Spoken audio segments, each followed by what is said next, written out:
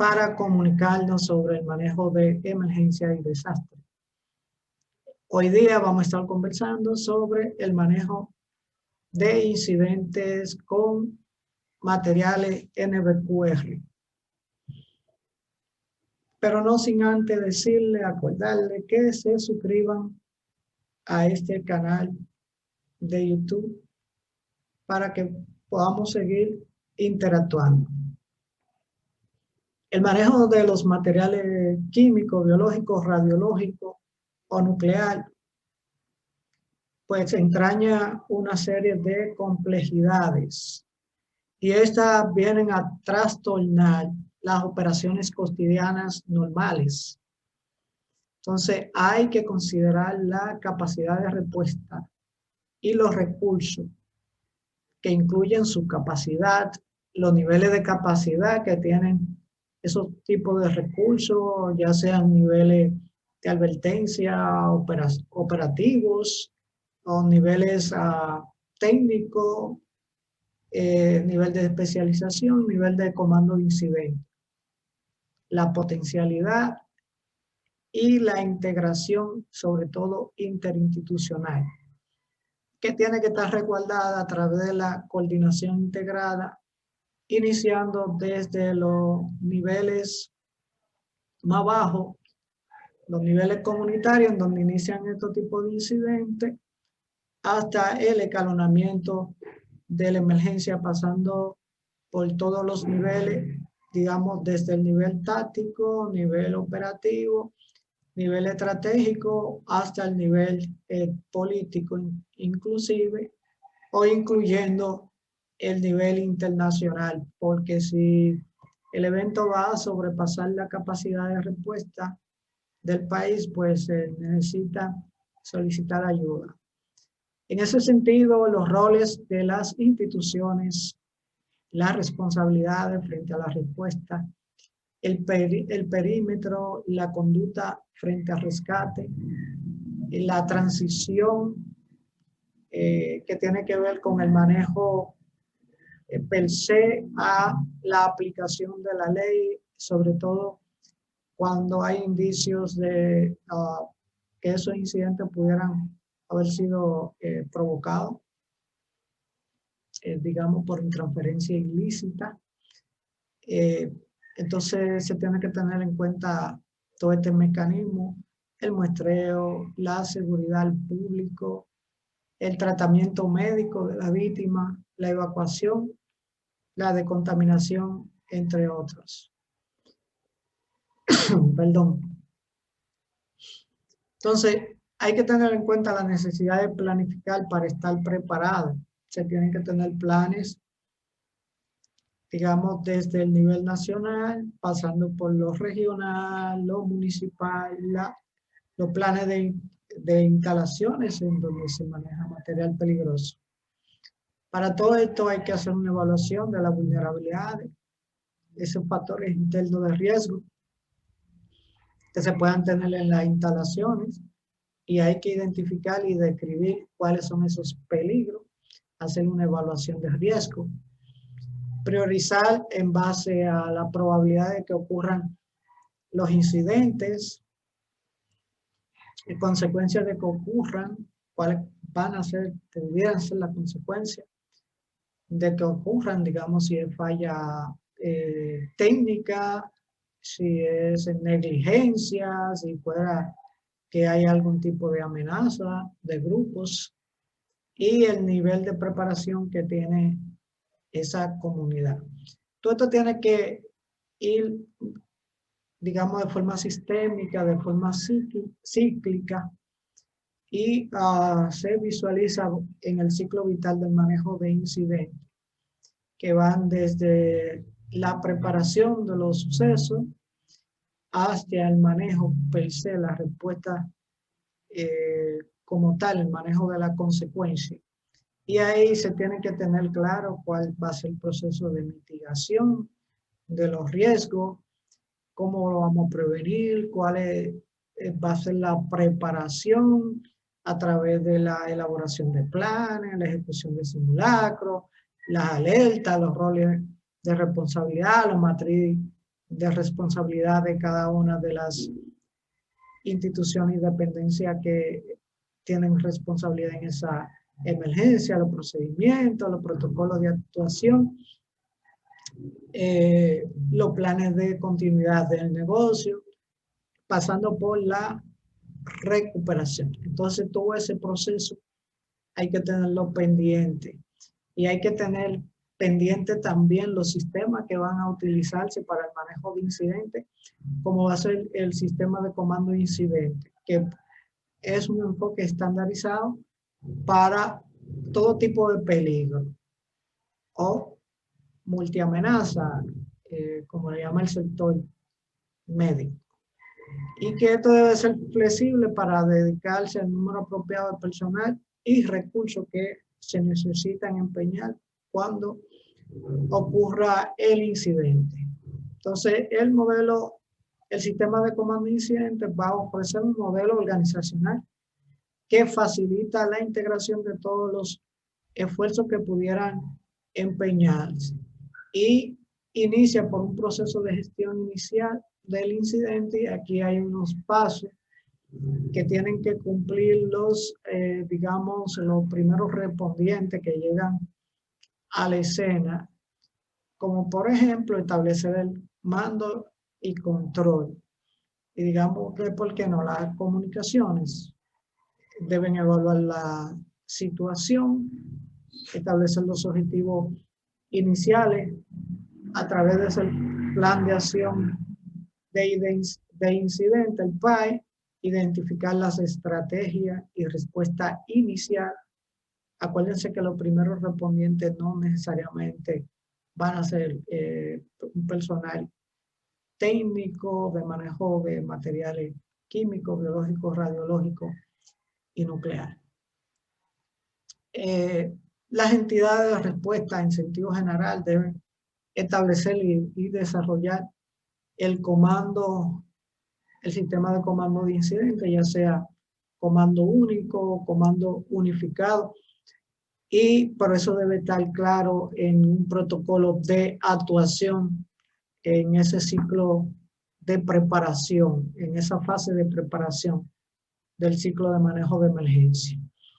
Y dentro de esos componentes, en el mando unificado, pues tenemos que tener el ataque de incendio o el manejo de los incendios, cómo van a funcionar los sistemas de servicios médicos, el cumplimiento de la ley, cuál es el comportamiento de la agencia de manejo de emergencia, en este caso los centros de operaciones, el 911, cuál es la responsabilidad de la salud pública, de los laboratorios,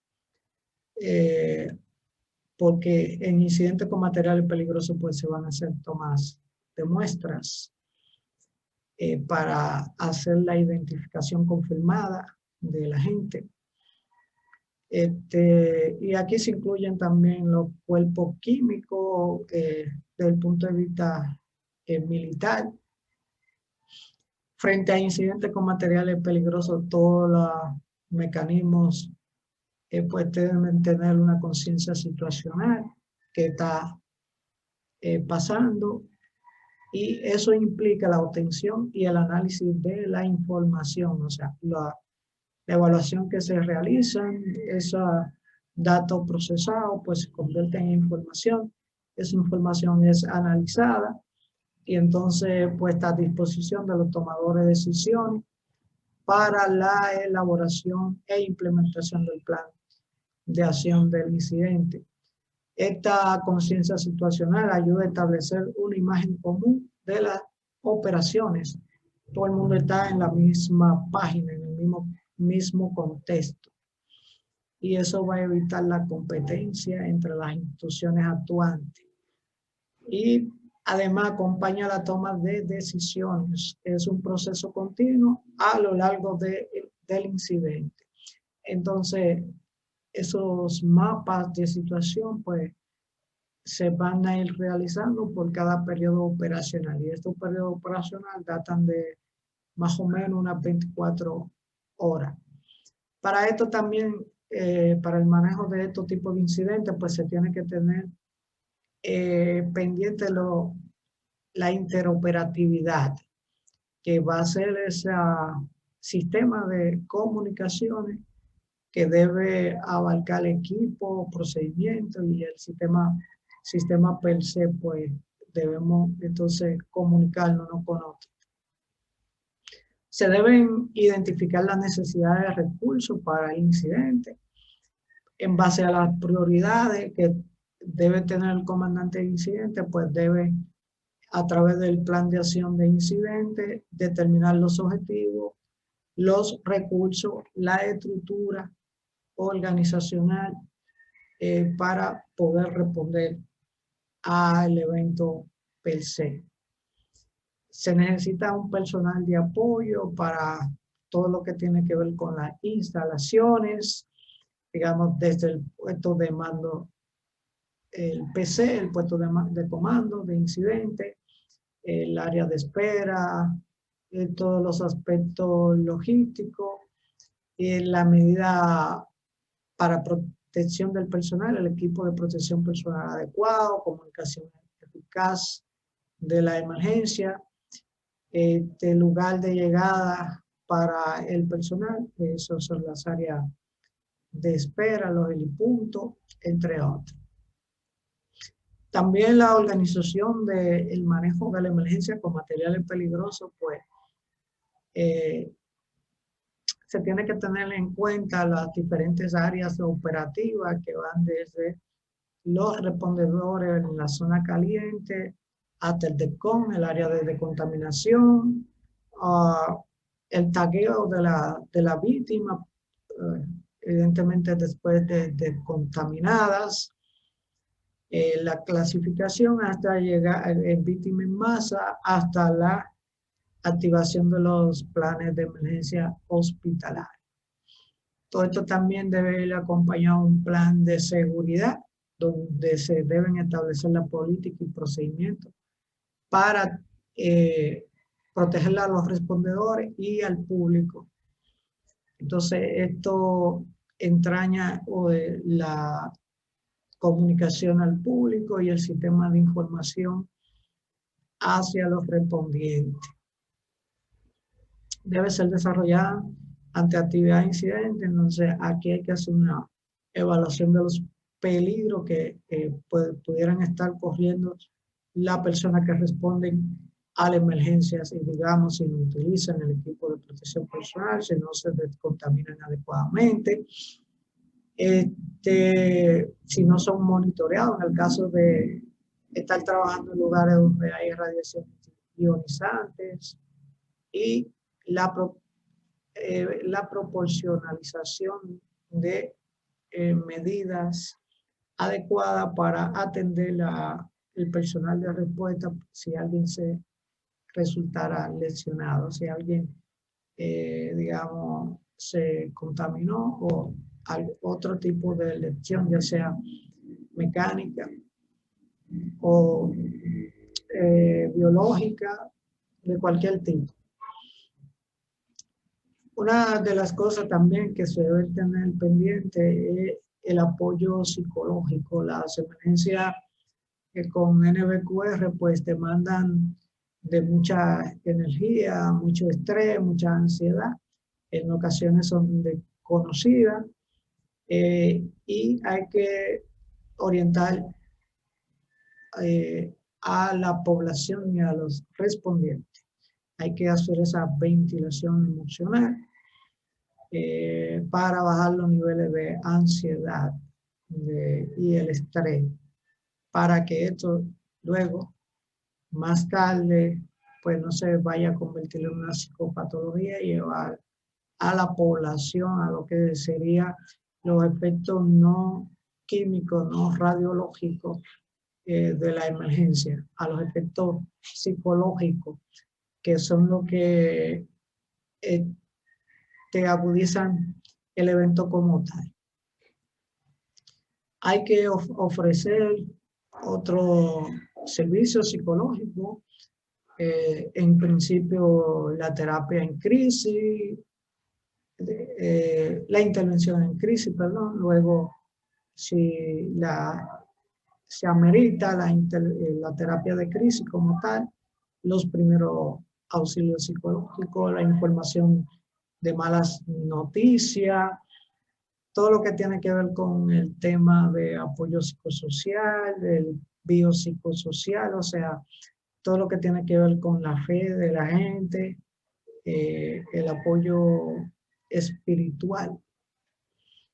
Entonces, hay que tener en cuenta todas las medidas protectoras que van desde el punto de vista de la descontaminación por cualquiera de los medios que se haga esa descontaminación. Una de las cosas que tenemos que tener pendiente que antes de comenzar una operación de NBQR se tiene que tener instalada una zona de descontaminación.